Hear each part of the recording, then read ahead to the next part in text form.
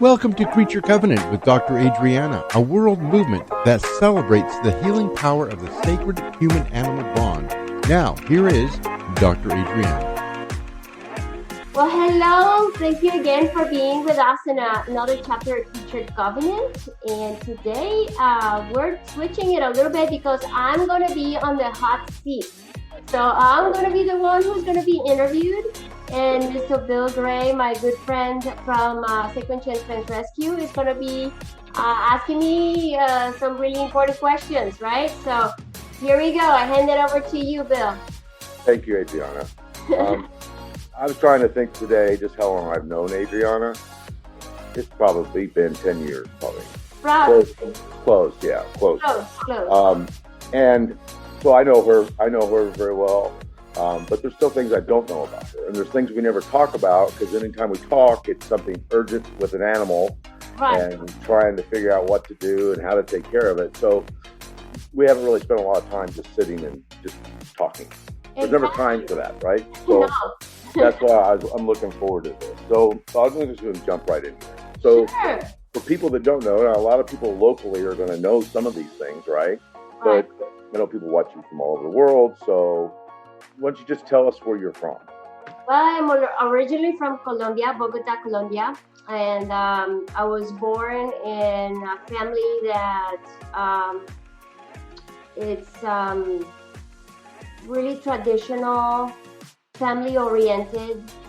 That mom and dad been together till this day. And they just raised me to have great values, family values. I was kind of always kind of challenging the status quo too, you know. I was pushing the boundaries. I was the oldest of three brothers. I'm the only girl and two younger brothers. So I was always kind of like the first one, and always like, of course, I was always taking the heat, and you know how it is, right? Right. So I was always challenging things, and I feel like my parents were stricter with me because I was supposed to be setting the example and whatnot, right? And I was always like questioning things, and I was always like kind of like challenging, right? But anyways, my dad is also a veterinarian, and my mom is a dentist. My dad and my mom met at the university. It's called the National University, Universidad Nacional de Colombia. And that's where they met. The dentistry and veterinary medicine were like side by side. So, of course, they like partied together, and that's how they met. And that's where I came from. Yeah, so my mom's graduation, she was pregnant with me, and my dad's graduation, I was the little baby that they were holding there in the graduation party. So that was cool. So veterinary medicine has been part of my life since I don't know, since my ancestry. My not only my dad was a veterinarian, but back in the 1800s, one of the first veterinarians in Colombia was my great granduncle. Wow. And he practiced in Colombia a little bit. Then he moved to like many people in this country came through Ellis Island, and he established his practice in Brooklyn. Yeah. So, I didn't know that. Yeah. So that's it runs through my blood. That's great. That's great. So that's where I am. That's great. So, and you had pets when you were a child? Oh yeah, since I was born. When I was born, my grandfather gave me a heifer and a horse. I think that I don't remember this dog, but she was the very first dog that I had. It was a Cocker Spaniel, and I have pictures of me like doing exams on the Cocker Spaniel and pulling her ears like this. So must have been like a year old when I had my first pet, my first dog. Wow, that's great. Yeah. So in your family, did they think of pets as like you and I do now, like they were part of your family? Well, the very first dog that was in my house was that one Cocker Spaniel. But my parents, my mom did not grow up with any animals, so she was an animal lover. My dad, on the other hand, he comes from a, a, a family of countrymen and farmland, and so they had cattle and horses. So he grew up in that kind of environment. I see. Yeah. I see. When did you decide you wanted to be a veterinarian? I don't know. I think I was just born destined to be that way. I mean, it was like sort of somewhat of a notion to me because I never thought about being anything different than a veterinarian. So I just knew from like, I don't know, for a very, very early age. My mom says that when she took me on the stroller, I would try to jump out of the stroller to grab a puppy or something. Yeah. So she saw it right there that I was meant to be what I am right now. And that's never changed since then? Never changed. Never changed. Puppies. Yeah. Okay, so you went to vet school in Colombia. Yeah. Is that very similar to here when you go to school? It is pretty similar. I would say that there's some major colleges there or universities. The educational system is a little different because you go from high school straight to the university to study the career that you're gonna be, doing. And it is about 5 years of school over there, plus whatever time you take to do your graduation and life gets in the way, things like that. But typically, it's about 5 years where you go to school to become a veterinarian.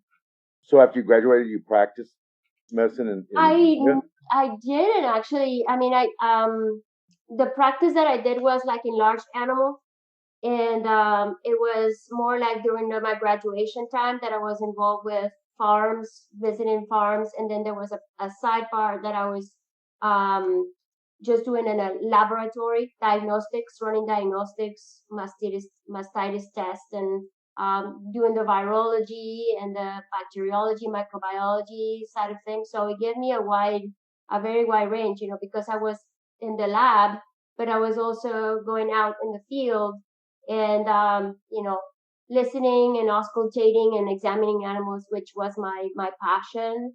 Of course, I started with large animal and dairy farms, and it was kind of frustrating because dairy is basically destined to production, right? So it's more like herd immunity, herd health, rather than the individual animal.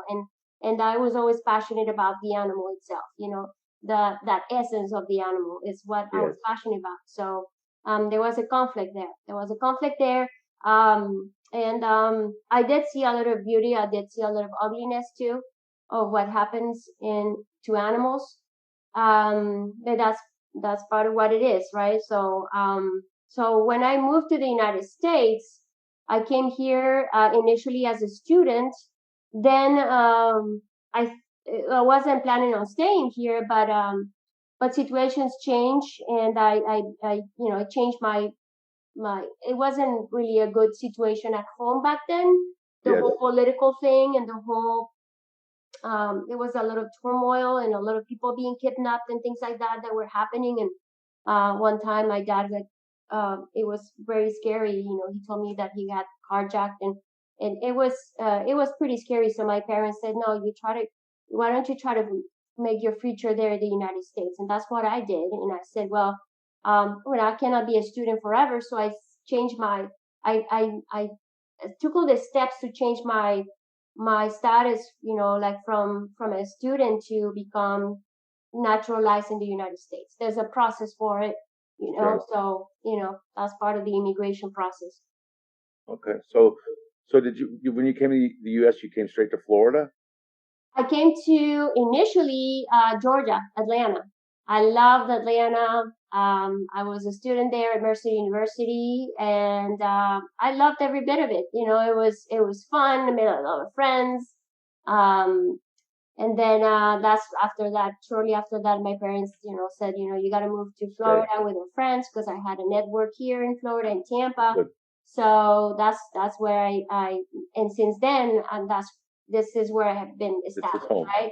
This is home. This is home, yeah. Yeah, that I didn't know any of that, or very little of that. Yeah. So this is more my curiosity. I've never interviewed anyone before. So you came to the U.S. by myself, all alone, went back. Huh? One bag and One me, bag? just me. Just you. Yeah, just So me. what else did you need? You had everything you needed. Nothing else. That's You had it. your brain. Um, okay, so Right. where I met you was at Wellswood, Yes. and I needed a vet for my rescue in Tampa, and Dr. Layton suggested you, and we met there. But I know that I don't remember the time frame, but I remember being so happy and excited when I was told that you were going to be the vet at a new charitable clinic called Vets for Pets. I thought that's great. It's somebody I know. I trust her. She's an excellent vet, and boy, we just kept throwing dogs at you at Vets for Pets. Yeah. I saw you under every possible condition. I saw you happy. I saw you crying. I saw you stressed. I saw you exhausted almost every afternoon. And I thought, this woman puts her heart and soul in what she does. That's where I really got to know you. And I got to know your heart. My question is, and then I will tell everyone too, that I never brought an animal to you that you didn't have to take the time or you didn't try to help in some way. And that means a lot. I know during those times you dealt with people that were impoverished, people that were homeless, and they had their pets, and you always did the best you could for them. And I can almost imagine the grief you went through there. It was very difficult because you want to have pets, you want to have people, and it was tough. To me, just okay, well, your animal has this issue, but unfortunately we cannot help you because there are not funds, wasn't an answer. Okay, so we needed to always try to come up with a way to help. And you did. You did everything you could possibly do. I know. How did you deal with the grief? How do you, or even today, how do you deal with, we know that depression and the suicide rate amongst veterinarians is higher than the average, and I understand why. I see it in all your faces. How do you process all that? How, at the end of the day, what do you do with it? It is very difficult, but I feel like there is I think that we have to protect ourselves, our hearts, our souls. We feel a lot of compassion. And we see so many difficult things and such hard cases sometimes. And it's very easy to sometimes get wrapped up in that and sometimes even forget or numb yourself to the situation. And it's hard to find a way to be compassionate, but at the same time, keep yourself in the center of this whole hurricane of things that are happening around you. And that takes a lot of effort in terms of mindfulness and keeping yourself and your heart in the right place. And a lot of times it's difficult, and try to keep your ego away from it. You're right? very good at that. You're very good at that. So if you keep your ego out of things, it is a lot more, I think I can feel it is a lot easier to do your job because you're more connected to people and to your patients. And you can do an honest, great job. You can still be great at what you do, but at the same time, be close and be connected and understand, right? And don't get emotionally wrapped up in things. And that's also very hard, It's very hard because and this goes again to your ego, and the bad things. But when you get attacked or you get treated unjustly, unfairly, Yes. it's very easy to feel anger or feel sorry for yourself. We're humans, right? Yes. So it is a phase. And a lot of times in our industry, the job that we do not always lead to a good outcome. You can put all of your heart and all of your knowledge and all of your resources, and at the end of the day, you might not be able to help. And it's difficult for people to see that part, right? So a lot of times there's judgment that comes with that. And I feel a lot of ways that we can, as veterinarians, better face those things, or maybe even avoid them, is to be straightforward, communicate with people, and I feel like be human and close and compassionate. So don't lose, try not to lose your compassion in the process, because it's very easy. It happens very often when people get burned out, right? I've never seen you even come close to losing compassion. No, I don't think No. I'm lucky that I feel like compassion. I live by compassion. That's one of the things the values that I breathe. I feel, And I think a lot of people that haven't been to the exam, been in the back of the clinic. Right. They don't see, when you said that you used the word hurricane. It's exactly what it is. You got stuff flying. You got this pet here, the one you lost this morning, the one you took care of yesterday, and you learn how they're doing. I can't. Your brain must be like, but I could. It's too much. It's a lot. It is. But you keep going. You keep going, and keep plugging away. Gosh, I'm learning so much. We should have had this conversation 10 years ago. Yeah. So Creature Covenant. Yeah. You're the founder of Creature Covenant. Mm-hmm. Tell us what Creature Covenant is to you. Well, Creature Covenant is really a movement. We all love animals. A lot of people love animals. A lot of people own pets. So many of us have had experience through the years with animals because of our jobs, because of our mission, for many different reasons. And I feel like there's really not a unified consensus of what the human animal bond is, right? Why we're so connected with animals. Why do we feel so compelled to help a puppy and so compelled to save our planet or the animals or the ecosystems? Why are we so connected with animals? And it's because that is an essence of our existence as humans too, connected with other creatures, right? Yes. And by embracing other species and other forms of life, we are more humans precisely because of that, So it recognizes that partnership. And not only that, it's like it elevates our spirit, become better humans when we're compassionate, when we take care of animals, when we care about other things, and other forms of life, and we're respectful of that. We are better human beings. And it just it makes us spiritually better too, So yes. So it is a force that acknowledges that, and that healing power too, because animals can reach to us better than other people can, right? Yes. It's amazing the recovery process of people that are ill in recovery because they're in partnership with an animal, or they just come and they have this horse walking in the door of this dog that comes in, and then they're therapy animals, right?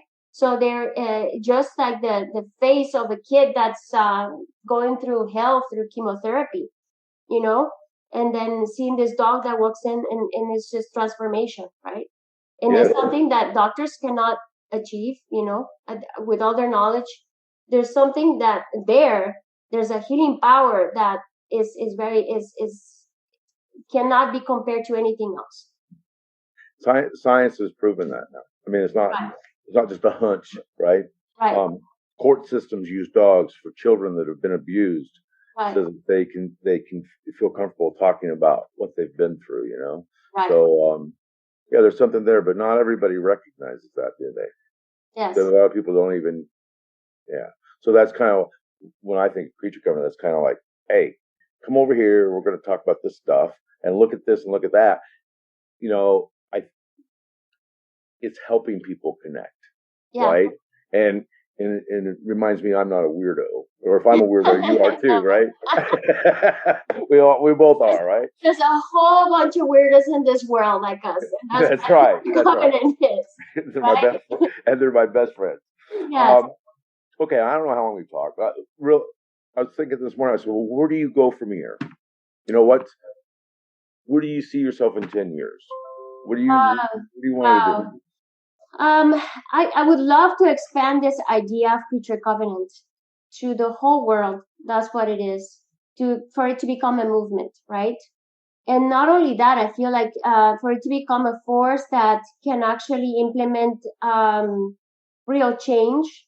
So it's not just about talk the talk, but also walk the walk. And it's about I can see myself helping other people and their pets through like a creature covenant hospital, right? So it's completely oriented into the healing process of both human and animals together, right? So I can see that happening, and that to me is the idea of creature covenant. That's great. Yeah, that's great. Yeah, it can only grow from here. Yes, right? Exactly. We just got to get more weirdos together and then invite some others in. Yes. Right? Yes. But you're right. I think it works both ways, and sometimes I think maybe the human species has lost something that the animals still have. That's true. They're just so real, right? No phoniness, no pretense. But I've really enjoyed this. Awesome. This was sitting down having a cup of coffee together, really, right? Yes, exactly. Is there anything about yourself that you'd like to add that maybe I haven't thought of? Probably one dimension of what I do is also in inspiring younger generations of veterinarians. So that's another thing that is very close to my heart. Well, and the number of women that are veterinarians now, like exploded. Huge, yeah. I mean, there's more women to men now. It's like an inverted. Like when I was in vet school, we were like 50-50. Now it's more the women to men ratio. That's and you think, oh well, more women, so it's all going to small animal. No, a lot of them were going to like mixed practice, large animal surgery. Badasses everywhere. Yeah. Yeah. One thing too, another vet pointed out to me one time that I go see my general practitioner. Mm-hmm. And if they need something, I need an X-ray, they send me down the hallway. If I need surgery, they send me over there. Or if I need my eyes, they send me to an eye doctor. You guys are everything, right? Yes. We're dermatologists, ophthalmologists, oncologists, radiologists, internists, surgeons, everything. People don't stop and think about that. I don't. Right. They don't think about that. Yeah, there are specialties in our career, in our profession. There's specialties. However, we on the first line, we are everything. When I go to my doctor, well, I'm going to have to refer you to a dermatologist, or I'm going to have to refer you to this. No, we take everything and we treat everything for the most part. Whenever there's something really complicated or we don't have the equipment to proceed, like do an echocardiogram or an MRI or whatever, then we refer. But for the most part, we're still the first liners, and then we need to know everything about everything. Right. There's no doctors. My doctor doesn't look at blood under a microscope and tell us what it is. Right. Yeah, exactly. And that it kind of goes back, I think, back to these impoverished people that you've helped their pets. I'm sure there's a lot of improvising going on because they can't afford the specialists. Right, and we draw on your knowledge. Yeah, some of us have to know.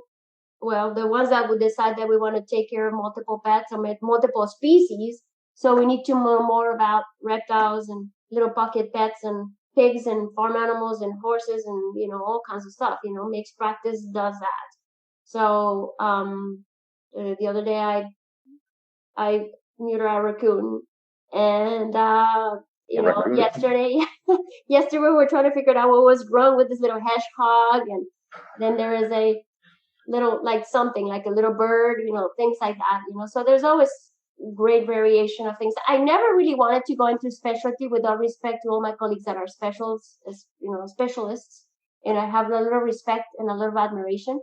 But I never did think that I wanted to do that because I like the different aspect of what I do, right? And I like to jump in and do the cat, and then I go into the next room and I take care of the dog, and then there's a parrot, and then there is a snake, and I like that. I like that. Yeah, and I have a special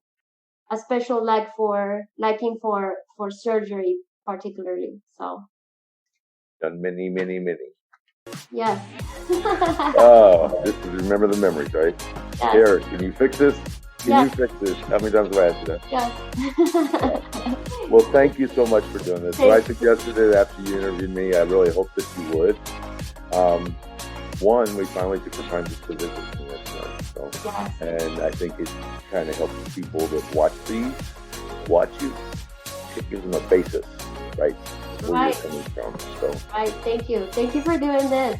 No, thank you. Thank you. And I hope we talk soon, okay? Thank you so much. Thank you so much, Bill. I don't talk about myself, so this was a good thing. Yes, you never do.